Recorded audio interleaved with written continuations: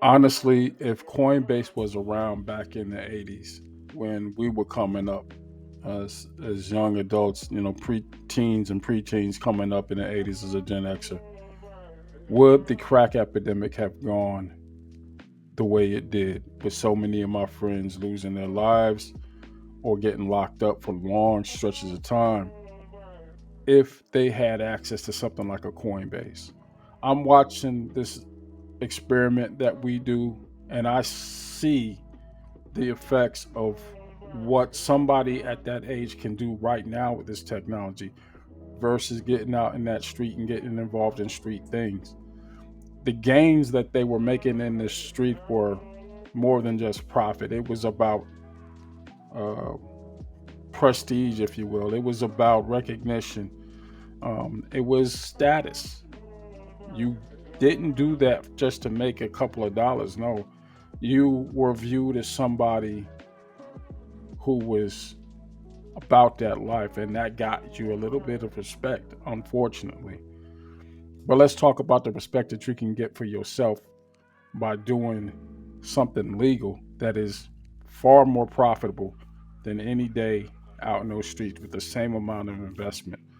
We're going to be talking about taxation, though, on those profits and how um, this project is going, how this experiment is going. Unlike our cryptocurrency, the futures contracts or the profits derived from buying and selling futures contracts are subject to what is known as the 60/40 tax rule. Now, what that means is, for example, on $1,000 worth of profit for your derivatives that you've made off of the sale of your contracts, the first 60% or $600 of that $1,000 profit is taxed at one rate, and the last 40% is taxed at a different rate. Now, it's a bit more straightforward than the taxation on long term and short term investments in crypto.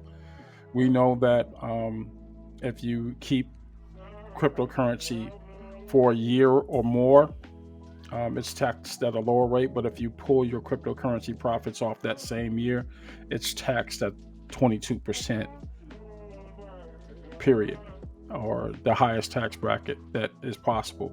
But with derivatives, it's subject to the 60/40 rule, meaning there's taxation on the profits two different ways. The first 600 is taxed at one rate, and the last 400 is taxed at a different but lower rate, which leaves you with probably about oh, $825 of profit because of the way those numbers work out. It is interesting. But when you compare to paying that $178 to $200 in taxes on that $1,000 worth of profit versus the risk that some of those friends I was talking about were taking back in the day, yeah, pay that $174 or whatever it's going to be. Pay that $200 in taxes. You made $800 in profit. You didn't lose any money. You gained it. The big winner, obviously, is the federal government because it's getting that tax money without any risk. All you got to do is make it and pay that cut. Now, when you look at it that way, it does seem a bit unfair. But however, this is a system, and these systems don't pay for themselves. You have to contribute to the system that is making you that money. And when I see people dodging their taxes or attempting to dodge their taxes, what are you going to possibly gain because you didn't want to give up 20% of those profits that you made off of just having your money invested in the right place? I just will never understand that. Um, the 60/40 rule is not that complicated, but with all things that we discuss on this channel, be aware of it and contact your financial advisor when it comes time for you to apply that 60/40 rule, and talk to your accountant, your tax preparer. Make sure that you are paying your taxes and enjoying your profits and building your generational wealth.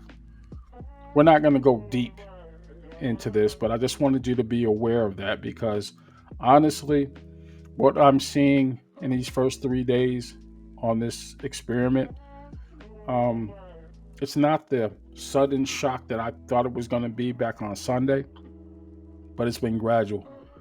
Out of a $70 investment or purchase, $73, just that tick from $73 per barrel of oil to $77 per barrel of oil has changed or added profit to about $40. Roughly half of my investment is now profit. If I was to sell it first thing in the morning, I would have made $50 off of $70. That's just one contract. Now you think about how big these contracts are with people who have far more money invested in this. You know, if you put together that $1,000, how much would the profit have been on those contracts? And why that 60-40 rule would make sense to you now, and you're seeing the profits coming in. This could be a problem if it works out the way I want it to, because it's going to make sure that not only are we more knowledgeable on how we move forward going forward, but we do it with a purpose. And that purpose is to build generational wealth. Let me know what you think in the comments. I'll talk to you later.